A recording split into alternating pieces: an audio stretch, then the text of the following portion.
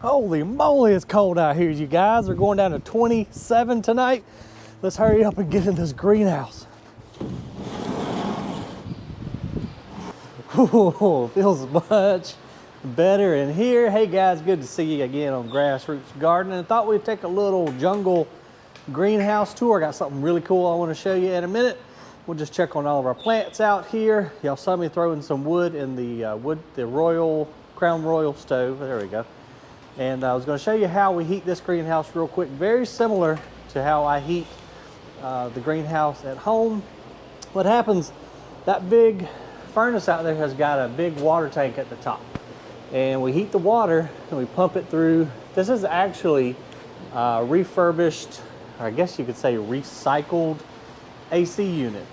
Well, we got rid of it out of Grassroots Nursery, put in a gas heat pump, or gas heater, whatever you want to call it. So we took the old fan unit, that squirrel cage, and utilized it. So we pump the hot water through the coils in there and then blow it into here. Now we do have propane as a backup, but that thing does a pretty good job of keeping all the beautiful plants nice and warm and the birds nice and warm and keeping it tropical out here.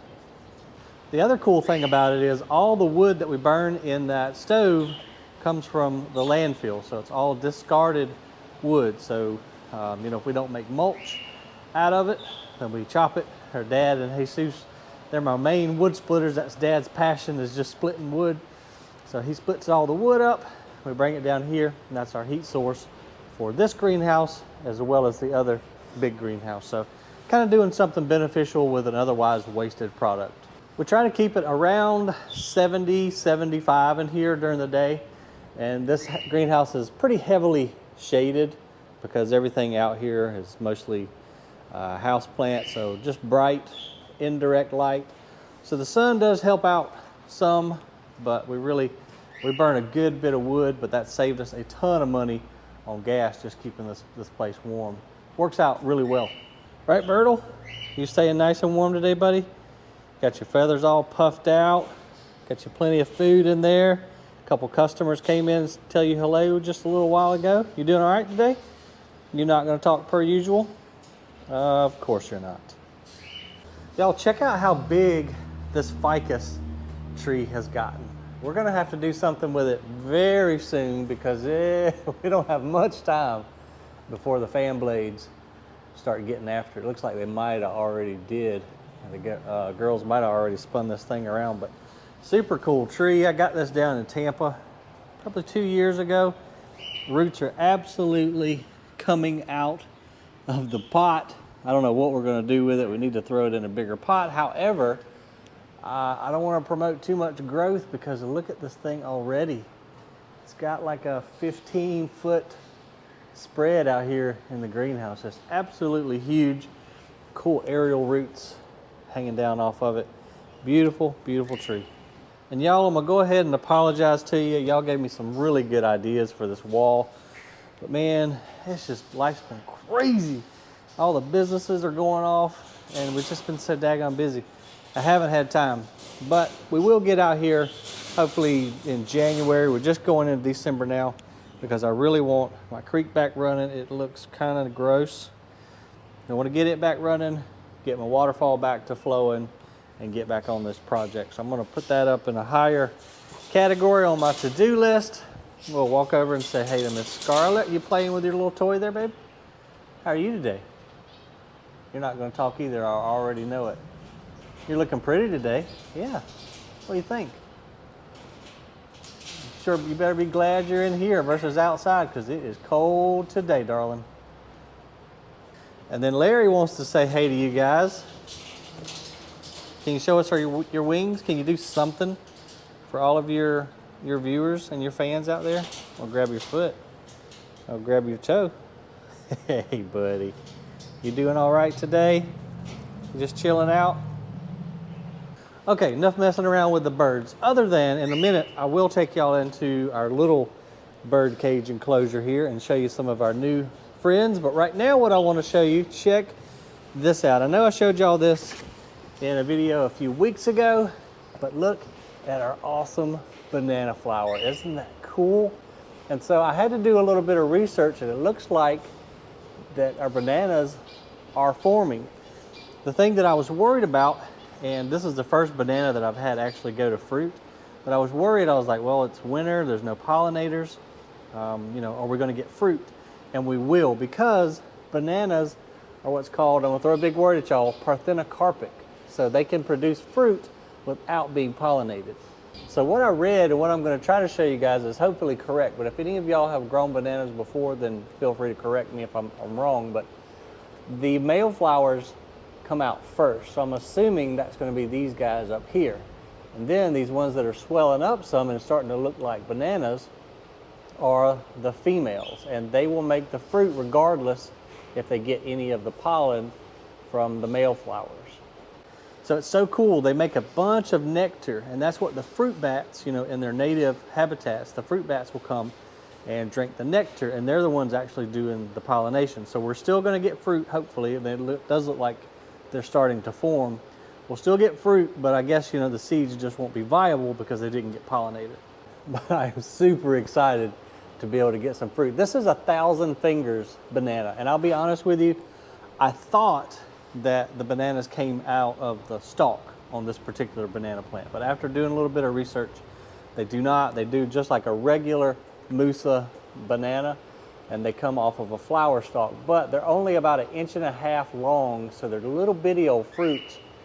Still taste like bananas, just a much smaller actual fruit.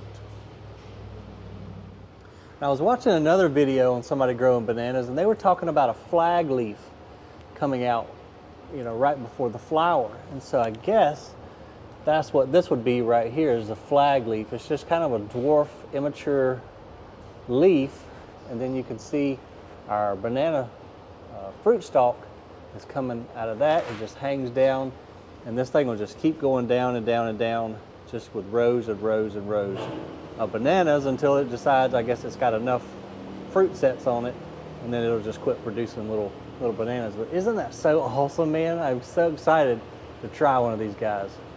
So I've got this one planted in the ground. I guess I planted it about 1.5 years ago. Nice fat stalk on it, and then we water and fertilize this little area right here pretty regular.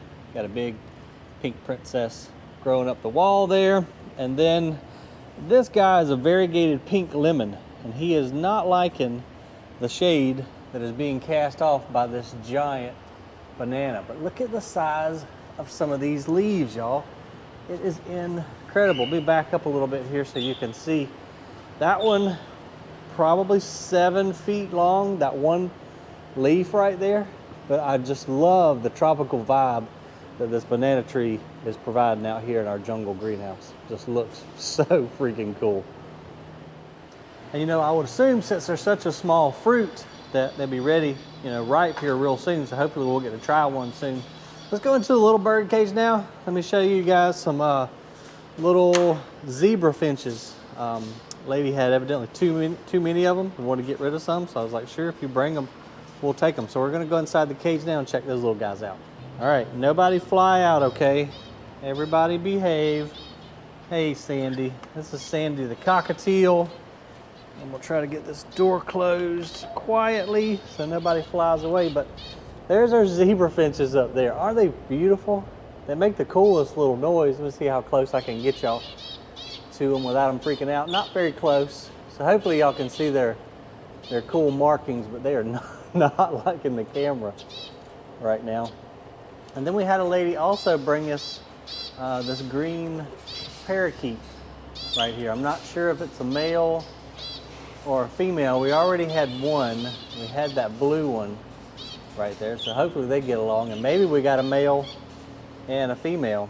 And I keep hanging up little nests in here. This is not one of them, but I hang up these little nests to have a little hole, and they just rip it to shreds. So I don't know whether they just don't like my nest or trying to build others. But if any of you guys have smaller birds, let me know what y'all use down in the comments for them to breed, because the zebra parrots or zebra finches would be really cool to have some little babies. I wish I could get y'all closer, but they're not gonna let me do it. Don't fly.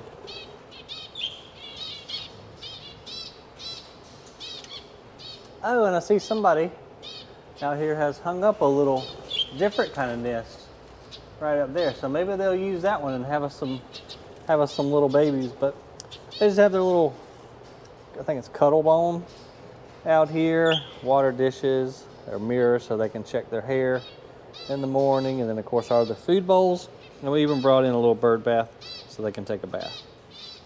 All right, I'll get out of here, guys. Y'all can quit freaking out. Well, you know what would be cool, y'all, and I've got plans to do it on down the road. How cool would it be if we could build an aviary? The only problem is that it would have to be heated, but I'm jumping ahead of myself. What if we have an aviary with the little birds and all kinds of birds that customers could walk through and visitors could walk through? I think that would be so neat. Only problem is it just gets so dang cold during the winter. It'd almost have to be like an entire greenhouse to itself. I mean, I would let them fly around in here, but not all of the visitors like birds, and well, that could be kind of catastrophic. Let's see what else we got to look in here. I got a few more minutes before I got to go pick up my kid from school. Just because a couple of you had asked, here is the current state of the corpse lily. She don't look all that great, but that's okay. As I've explained in prior videos, it's time for that big old bulb that's down in here to go dormant, rest up for a few months, and then come back with a cool, one of these days we're gonna get the most rare flower in the world out of this thing. Don't know when it's gonna happen, but we're more than likely it'll go sleep for a few months, come back with a big old stalk, build its corm up. The corm has to be, I think it was 10 pounds before it can think about putting up that flower that I was telling you guys about. So it's going to sleep, but everything else in the jungle greenhouse is looking just amazing. Cam did a bunch of elbow cuttings, and she said that they're all starting to root. So she's got quite the collection of Monstera albos up here. Man, she's got them everywhere, and they're looking really good. No signs of rot. So hopefully in the next few months, we're going into winter time, so there's not as much sunlight. So that'll slow them down a little bit. But by springtime, hopefully these will be ready for sale. And then over here in her anthurium wall, we have got some gorgeous anthuriums, and especially this one I hadn't seen until just yesterday. This is Anthurium hookeri, variegated. Look at that cool variegated pattern. A lot of them have flowers. Matter of fact, look at this one's producing its little dew droplets. So it would be ready for pollination if we had somebody producing some male pollen. And then look at the leaves on this veitchii. Goodness gracious, that's every bit of 2 foot. Beautiful plant. It's got an inflorescence coming up on it right now too. But everything's looking good. Wow, look at this Monstera Thai constellation right here. That thing's getting about a 6-7 foot wingspan on it right there. But if you're in the area, I'd love for you to come by, say hey, walk around, check the birds out, check the plants out. And if you're not, then hit that like and subscribe down there. I'm trying to do a good job of keeping regular videos coming out for you guys all about plants. Drop me a comment below. Other than that, the more you know, the more you grow. We'll see you on the next video. Bye, y'all.